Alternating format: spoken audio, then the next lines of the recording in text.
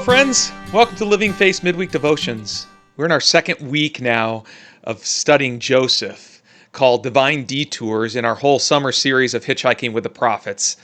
We're closing out with Joseph, and so I want you to read chapter Genesis 39. That will help you understand all the backstory of this whole devotion. So read Genesis 39 this week. Have you ever done exactly the right thing and yet still ended up with the wrong outcome?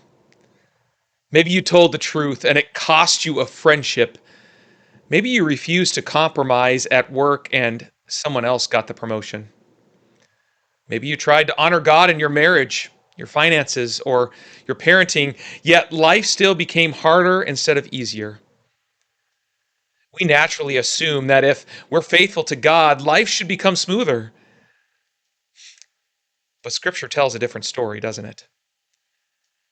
This week in our series in Genesis 39, we arrive at one of the most remarkable chapters in Joseph's life.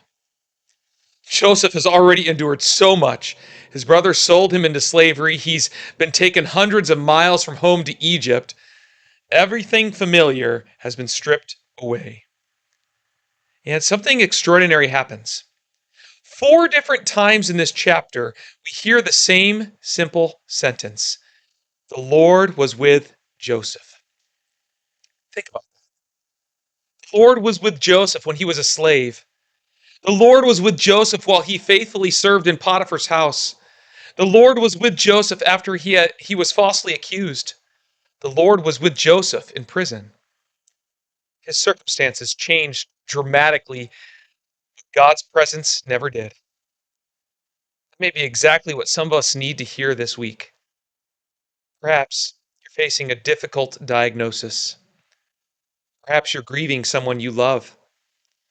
Perhaps you're wondering why doing the right thing has made life more difficult instead of easier.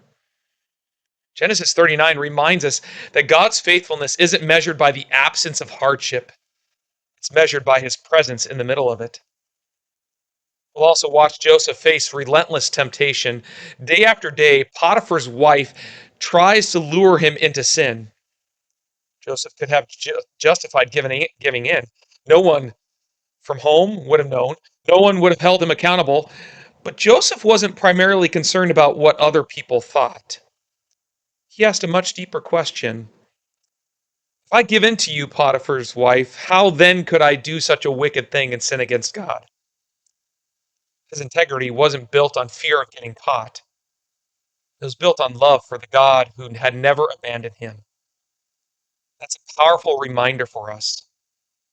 Our greatest spiritual battles usually aren't fought on public stages.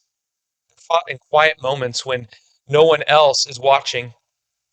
When we decide whether to tell the truth, forgive, to remain pure, or trust God even when it costs us something. Here's the beautiful promise that runs through the entire chapter. The God who was with Joseph is the same God who was with you. He was with you in your baptism. He is with you in his word. He comes to you in his holy supper. Because Jesus entered the greatest detour of all, the cross, and emerged from the empty tomb, you can be confident that no hardship, no temptation, no disappointment can separate you from his love. This Sunday, we'll explore what it means to remain faithful under fire and why God's presence is far more valuable than any easy life. Until then, remember this simple promise from Genesis 39. The Lord was with Joseph. Through Christ, the Lord is with you too.